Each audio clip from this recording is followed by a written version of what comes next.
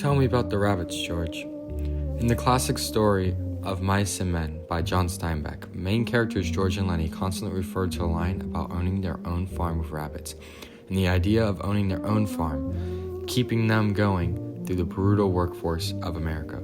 The lifestyle of being independent and self-reliant is worth the pain that they go through, which reflects the American dream prominent in the USA today. Because in America, the ultimate dream is to become a leader, not restricted by the oversight of a boss or corporate monitor, to be your own person, guiding yourself and taking the risks through your own decisions, not being overseen by anyone else. One example of this is my very own mother, Caroline Croft, in which she talks about owning her own swim business that she started to help kids learn how to swim in Florida, and how she wanted to portray her own ideas and do things her way. What made me want to start my own business was that I wanted to be my own boss, and I wanted to be able to teach around the parameters that I thought were going to be most important, not that somebody else thought would be most important.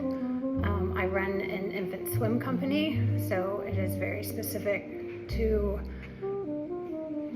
safety for children, as well as being able to cater to each individual child was definitely my vision after I had children, because a big part of starting my own company and working for myself was being able to make my own schedule.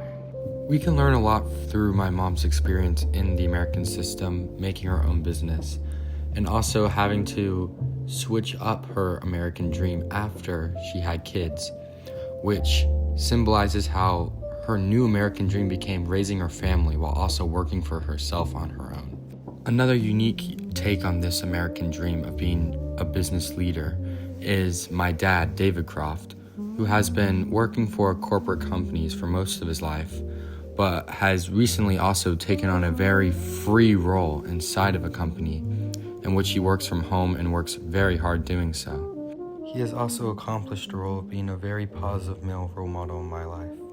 Specifically in America, I think there is significant opportunity to work for yourself, be an entrepreneur, innovate outside of larger companies. Working for someone else, you're always being questioned, so your decisions aren't really your decisions.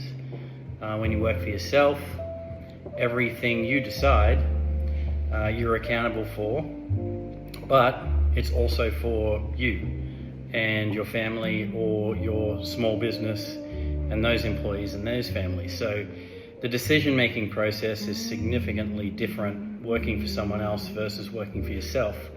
When you're working for someone else, those decisions are always going to be watered down. Even though you think it's the right decision, someone else may not. So it may not even be adopted. But when it's you, you get to decide. You have the accountability. If you're successful, that success is for you. If you fail, that failure's on you. Working for yourself, you also have a significant amount of flexibility because you control what you want to do, how much you want to make, and how you do it.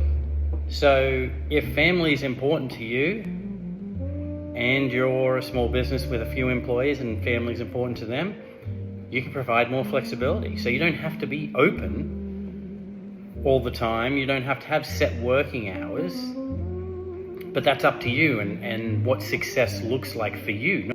My father's ideas are also portrayed a lot in the classic story Death of a Salesman by Arthur Miller, where characters Willie Loman and Happy Loman have the same vision of being the head of a big corporate company in the city as the head salesman.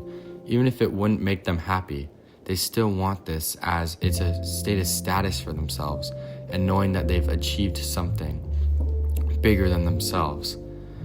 In addition to this, Biff Loman has a dream to gain enough money to buy his own ranch, which would seem to be a foil idea of being a corporate boss, but they both have the same similarities of wanting to be an owner of something and be the worker of their own fate, and all of their dreams all relate to each other due to this big fate of controlling yourself in the American system and having the freedom to do so in the system that was built by the early Americans and the economy that's been built in a capitalist state that allows you to do so. All of these key components of literature in both of these classic books and through the interviews that we've watched, there is one big idea that wraps around everything everyone has said. And it's that America is a place born where you want to be the one controlling your own fate. You don't want to put your fate into someone else's hands. You have to go out and be the controller, make your decisions. Don't second guess yourself and not be restricted by a boss or someone higher than you. You have to go out, and there is an environment for this in America. You have to go out with your ideas and make something happen and be the creator of something new, a new idea.